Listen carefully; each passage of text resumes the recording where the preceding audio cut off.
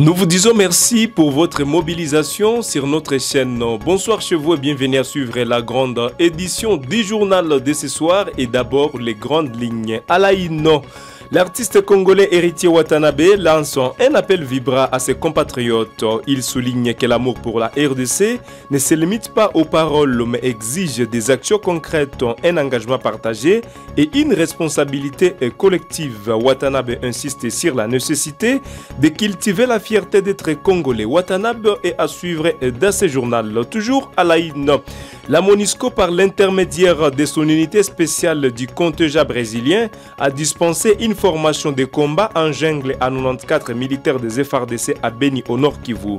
Cette initiative vise à renforcer les capacités opérationnelles des forces armées de la République démocratique du Congo dans la région. Et puis, le capitaine Ibrahim Traoré, président du Burkina Faso, a déclaré que les pays africains ne peuvent se développer de la démocratie. Il a affirmé que la révolution est la seule voie pour le développement. Le président burkinabé sera notre invité à la fin de ce journal. Mesdames, Messieurs, voilà tout pour les titres.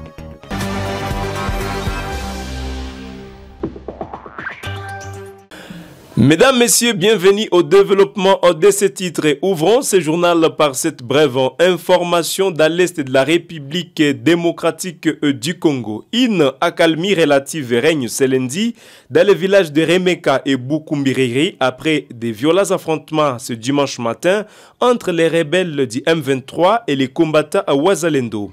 Les combats qui ont éclaté entre minuit et 8 heures du matin ont eu lieu dans les groupements d'Oufamandou 1 et de Kibabi, provoquant un déplacement massif de la population. Des témoins rapportent que les mouvements de retour progressif des habitants ont été observés dimanche soir. Les villages de Remeka et Bukumbiriri restent à ce stade sous le contrôle des combattants à Ouazalendo.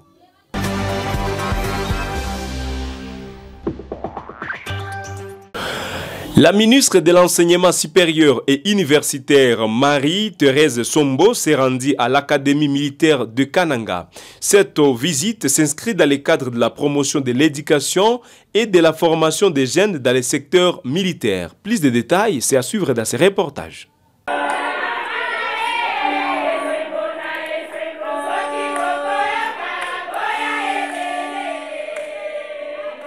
Dans son périple des tournées nationales interuniversitaires, la ministre de l'Enseignement supérieur et universitaire Marie-Thérèse Nsombo s'est rendue à l'Académie militaire de Kananga le 10 mai 2025 pour une mission de travail au sein de cet établissement universitaire militaire, un jour après son arrivée à Kananga.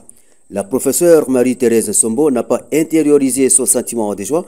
Elle s'est dite très contente et fière d'être parmi les siens, pas comme ministre, mais plutôt comme la petite fille d'un militaire, et surtout pour l'accueil lui réservé avec joie par les épouses des militaires amassés à son entrée et par les élèves aux officiers rassemblés à la parade sur ordre du commandant Akamil, général de brigade Pouchate Olomande Ali. Marie-Thérèse Sombo a dévoilé le mobile de sa mission à la parade, qui est de mobiliser les jeunes, de s'incorporer dans l'armée et d'aimer notre seul pays, la RDC.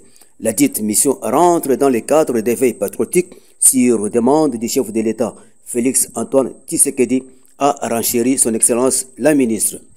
De faire la mobilisation à travers les établissements de la République, les établissements bien sûr de l'enseignement supérieur et universitaire, pour mobiliser beaucoup plus les jeunes à servir leur pays. Et voilà, je suis aujourd'hui dans un établissement de la défense nationale, mais également de l'enseignement supérieur et universitaire. C'est pourquoi je suis heureuse d'être parmi vous. J'ai été instruite par le président de la République qui m'avait demandé, il y a environ 5 mois, de m'occuper de l'Académie militaire, de suivre l'évolution. Comme je fais la mobilisation à travers nos établissements de l'enseignement supérieur, et aujourd'hui à Kananga, où je devais visiter l'université de Kananga, je me suis dit, je dois arriver à l'Académie militaire de Kananga. Signalons que c'est par la visite au laboratoire de langue et de la signature dans le livre d'or que la ministre a mis fin à sa visite à l'Académie militaire ex-EFO.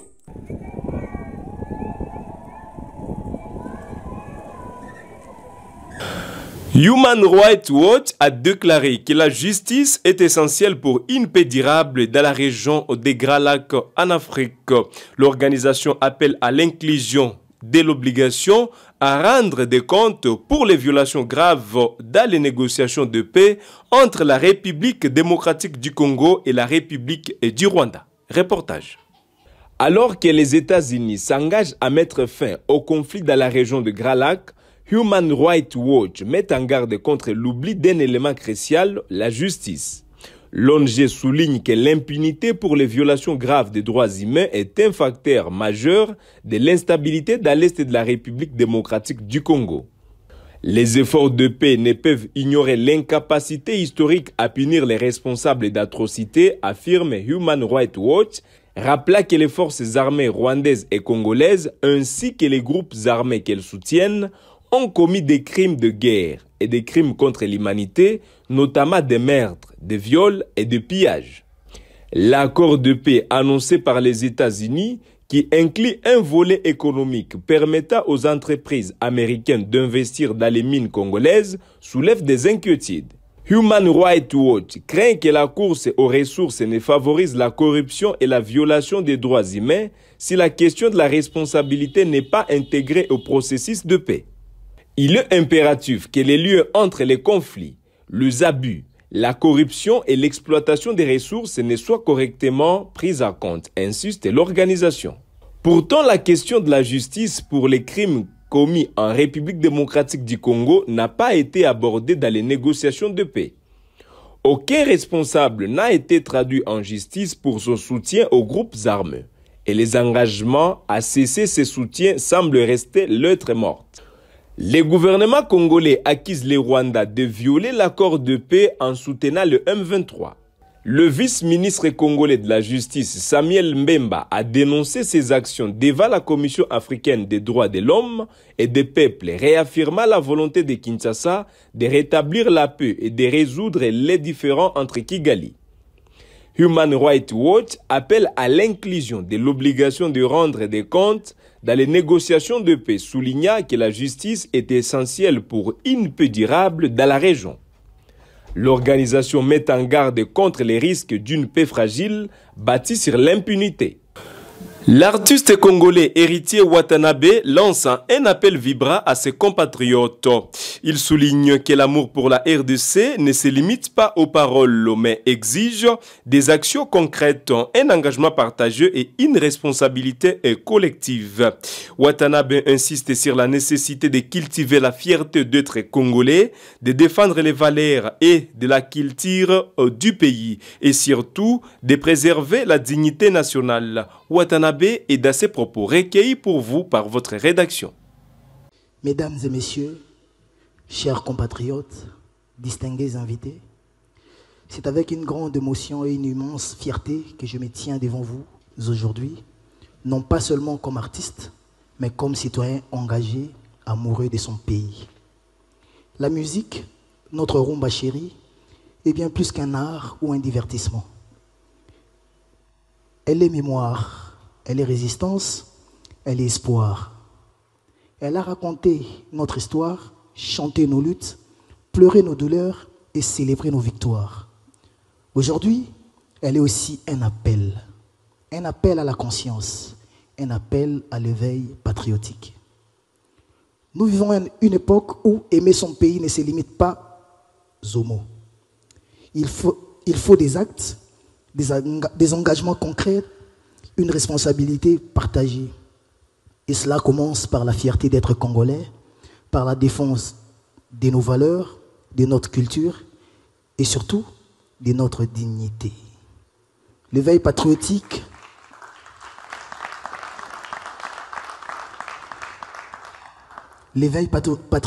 c'est pas un slogan, c'est une attitude, c'est refuser la haine, le tribalisme, la division. C'est protéger nos terres, respecter nos institutions et œuvrer chacun à son niveau pour l'honneur de notre drapeau. Chers jeunes, vous êtes l'avenir de cette nation. N'attendez pas demain pour vous engager. Le temps de bâtir notre destin, c'est maintenant. Que vous soyez médecin, étudiant, ministre, fonctionnaire ou musicien comme moi, vous avez un rôle à jouer. Que votre talent soit un outil pour bâtir, pour rassembler, pour réveiller les consciences. Et à mes confrères artistes, j'ai lancé un appel. Que nos chansons fassent danser le cœur, mais aussi qu'elles réveillent les esprits. Soyons le porte-voix de ce que notre peuple vit. Soyons le porte-voix de ce que notre peuple vit et espère et réclame. Je conclus en disant ceci. Le patriotisme, c'est l'art d'aimer son pays chaque jour, même quand c'est difficile. Aimons notre Congo, défendons-le, valorisons-le. Que notre rumba continue de porter la flamme de l'unité, de l'identité et de l'espoir. Vive la culture, vive la jeunesse, vive la République démocratique du Congo. Je vous remercie. Le président de l'Assemblée nationale de la République démocratique du Congo, Vital Kamerhe, a lancé un appel poignant à l'action lors de la 3e conférence interparlementaire africaine sur les défis mondiaux émergents. Il a pointé du doigt l'indifférence face aux guerres et aux massacres en cours en République démocratique du Congo, au Burkina Faso, au Mali ainsi qu'au Niger. Soulignant l'Afrique ne pourra pas atteindre la souveraineté alimentaire tant que ces conflits perdureront. Plus de détails, c'est dans ce reportage nous signé par Jeanine Toali. Le président de l'Assemblée nationale de la République démocratique du Congo, Vital Kamerhe, a lancé un appel poignant à l'unité africaine lors de la 3e conférence interparlementaire africaine sur les défis mondiaux émergents. S'adressant aux dirigeants africains, il a pointé du doigt l'incompatibilité entre les conflits qui déchirent les continents et l'ambition d'atteindre la souveraineté alimentaire.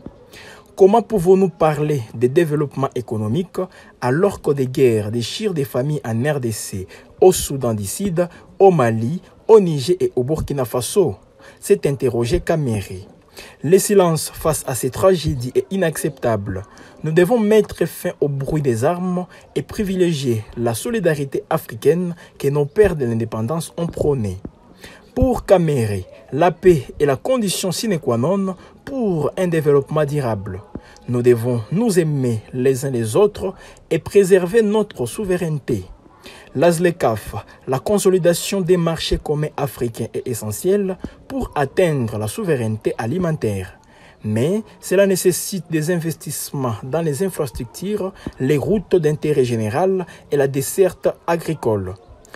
Il faut également améliorer les conditions de vie dans les zones rurales, investir dans la formation et la santé. Le président de l'Assemblée nationale de la RDC a également insisté sur la nécessité de préserver les valeurs culturelles africaines et de lutter contre la déconnexion de la jeunesse de ses racines. La souveraineté alimentaire passe par la paix, a-t-il conclu. Il est temps de mettre fin au conflit et de se concentrer sur la promotion des intérêts politiques, économiques et sociaux communs. Ce plaidoyer poignant de Vital Kamerhe met en lumière les dilemmes auxquels l'Afrique est confrontée, choisir entre la guerre et la prospérité. La conférence interparlementaire africaine offre une plateforme pour des dialogues et des actions concrètes afin de construire un avenir plus politique et plus prospère pour les continents. Le général de brigade Edi Kapendo, commandant de la 22e région militaire, s'est rendu à Kamina, dans la province d'Olomami, pour évaluer l'opération au Mazingira. Cette visite d'inspection du général Kapendo vise à analyser l'avancée de l'opération militaire Mazingira dans la région. Plus de détails, c'est dans ce reportage, nous signé par Landry Kabenga. Le général de brigade Edi Kapendo, commandant de la 22e région militaire, s'est rendu jeudi 8 mai à Kamina pour évaluer l'avancée de l'opération Mazingira lancée dans le territoire des Mitwaba, Malembankulu et Manono. Cette opération vise à rétablir la paix et la sécurité dans ces régions longtemps touchées par l'activisme de miliciens Maï-Maï. Le général Kapand s'est félicité de premiers résultats positifs de l'opération. Selon lui, la paix et la sécurité s'enracinent progressivement dans la région. Le renforcement de la présence de FARDC à Malemba-Nkulu a permis une amélioration notable de la situation sécuritaire. Des populations qui avaient fui les violences reviennent dans leurs villages et reprennent leurs activités agricoles, signe d'un retour progressif à la vie normale. Malgré ces avancées, le général Kapand a reconnu que des défis persistent. Certains miliciens, traqués par l'armée, se seraient reconvertis à coupeurs de route. Face à ces changements de tactique, le général Kapand a réaffirmé la détermination de l'armée à poursuivre ces éléments jusqu'à leur dernier retranchement. Cette visite du commandant de la 22e région militaire témoigne de l'engagement de FARDC à lutter contre l'insécurité dans la région. L'opération Mazingira semble porter ses fruits, mais il reste encore du travail à accomplir pour garantir un retour durable à la paix et à la sécurité dans le territoire touché par les violences. La MONUSCO, par l'intermédiaire de son unité spéciale du contingent brésilien, a dispensé une formation de combat en jungle à 94 militaires des forces armées de la République démocratique du Congo à Beni, dans la province du Nord Kivu. Cette initiative vise à renforcer les capacités opérationnelles des forces armées de la République démocratique du Congo. Des détails, c'est dans ces reportages, nous signés par David Bitwaike. La MONUSCO, à travers son contingent brésilien, vient de former 94 militaires des FARDC aux techniques de combat en milieu hostile. Cette formation, qui s'inscrit dans la deuxième phase d'un programme de renforcement des capacités opérationnelles, vise à améliorer l'efficacité des forces armées congolaises dans la lutte contre les groupes armés actifs dans la région. La formation, qui allie théorie tactique et exercice pratique, s'est concentrée sur des modules stratégiques essentiels à la survie et à l'efficacité en jungle. Les militaires ont ainsi été initiés au tir de combat rapproché, aux techniques de progression en forêt, à l'orientation sans GPS, au camouflage et à la survie en milieu hostile. Le général-major Bruno Mandevou, commandant des opérations Sokola 1 Grand Nord des FARDC, s'est félicité de cette collaboration fructueuse avec la MONUSCO. Cette session a permis de renforcer les capacités d'intervention de nos militaires sur les champs de bataille, a-t-il affirmé. Le général Mandevou a également souligné l'importance de ces partenariats pour la paix et la stabilité dans la région. La MONUSCO a répondu à notre demande en mobilisant les moyens nécessaires à la réalisation de cette formation. Grâce à cet appui, nos troupes bénéficient désormais des compétences renforcées et adaptées aux réalités du terrain, a-t-il ajouté. Cette formation, qui s'inscrit dans un contexte d'instabilité persistante dans le Nord Kivu, témoigne de l'engagement de la MONUSCO à soutenir les FARDC dans leur lutte contre les groupes armés. La mission onusienne continue de fournir un appui crucial aux forces armées congolaises, notamment en matière de formation, d'équipement et de logistique. 100 jours après son arrivée à la tête de la province du Nord Kivu, le général Évariste Kakule Somo dresse un bilan positif de son action. La porte-parole du gouverneur Priska Kamala Luanda a présenté ce bilan samedi, précisant que les efforts du général se concentrent sur la lutte contre l'insécurité de la province, notamment dans la région de Beni. Le chef-lieu de la province a été temporairement déplacé à Beni, où les opérations militaires se poursuivent contre les groupes armés et locaux. Plus de détails, c'est dans ces reportages, nous signés par la cellule de communication du gouverneur. Ce 10 mai 2025, le gouverneur militaire du Nord Kivu totalise 100 jours depuis sa prise de fonctions, intervenue de suite du décès du gouverneur Chirimwa Minkuba Peter, décédé au front Saké en territoire de Massissi. Le général-major Somo Kakule Évariste hérite alors d'une province du Nord Kivu avec 4 sur ces 6 territoires occupés par le Rwanda via ses supplétifs du M23. À ce jour, le gouverneur a assis l'administration publique à Beni. Il a également sensibilisé les Wazalendo et les a appuyés. Parmi ces réalisations, l'on compte la rouverture de l'école d'éducation citoyenne et de la sécurité communautaire de Nialeke, a indiqué la porte-parole du gouvernement provincial du Nord Kivu, Madame Kamala Luanda Priska. Aussitôt commencé le travail, il a débuté les travaux de modernisation de l'aéroport de Mavivi. Par après, il a lancé les travaux sur l'aéroport de Kigoma à Walikale, la dotation des tronçonneuses en territoire de Walikale pour l'amélioration de voies de communication, les travaux de réhabilitation de routes en territoire de Lubero, la réhabilitation du pont de Semouliki sur l'axe Beni-Kassindi, le projet d'amélioration en desserte d'eau et électricité de la ville de Beni. Le gouverneur de province a appuyé en médicaments la zone de santé de Walikale. Il prend en charge les blessés militaires et les Wazalendo. On peut également compter les bonnes relations diplomatiques avec l'Union européenne, les Nations unies, la Belgique particulièrement et les pays frontaliers de la province du Nord Kivu.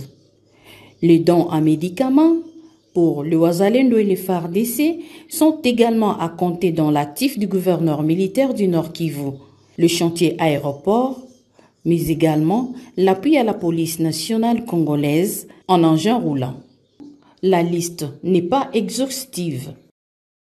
Et pour finir cette édition du journal, mesdames, messieurs, rendons-nous dans les pays des hommes intègres. Le capitaine Ibrahim Traoré, président de la transition au Burkina Faso, a déclaré que les pays africains ne peuvent se développer dans la démocratie. Il a affirmé que la révolution est la seule voie pour le développement. C'est plus étonnant que ceux qui sont censés être intellectuels, qui ont fait l'école, puissent imaginer qu'un pays peut être développé dans la démocratie. C'est faux.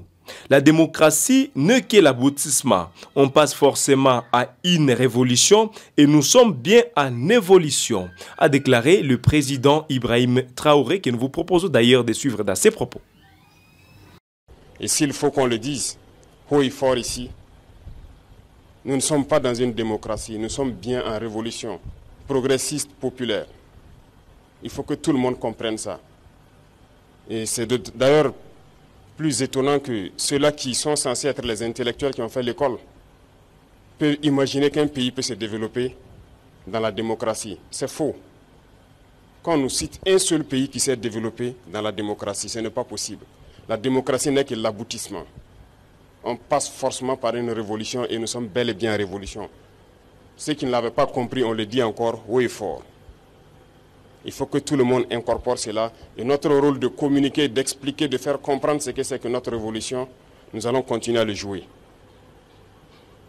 Donc, cette question de démocratie ou de libertinage, d'action ou d'expression, n'a pas sa place. Je l'ai dit une fois, autant que vous pensez que vous êtes libre de parler et d'agir, l'autre est libre de parler et d'agir également. Et là, nous aboutissons à une société de désordre. Et c'est par ici que nous mettons fin à cette édition du journal de ce soir. Nous vous disons merci de nous avoir choisis pour vous mettre au parfum de l'actualité sur Guel Afrique Média. Nous vous disons merci tout en vous appelant à vous abonner et on se fixe un nouveau rendez-vous pour d'autres informations.